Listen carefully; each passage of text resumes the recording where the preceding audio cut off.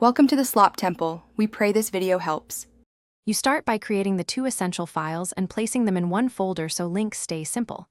Open Notepad and paste a minimal HTML skeleton, link to styles. CSS in the head with rel equals stylisheet. Save the HTML as index. HTML using all files and UTF-8 encoding.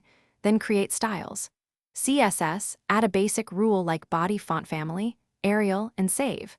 Once done, you have a runnable pair, index, HTML plus styles. You now verify the connection between files by checking the link element and path. Make sure href exactly matches your file name. Relative paths are simple and robust. Open index.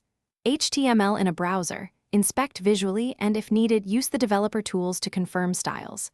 CSS is loaded. When you edit styles. CSS in Notepad, save and then refresh the browser. Use Ctrl plus F5 to force a full reload. This confirms your edits apply immediately, which speeds iterative design and debugging. You finish by validating and resolving the usual hiccups so your CSS runs reliably. If styles do not appear, first confirm the file name and link spelling. Small typos are the most frequent cause. Next, open the browser console to look for loading errors or MIME warnings. These tell you if the file isn't served correctly.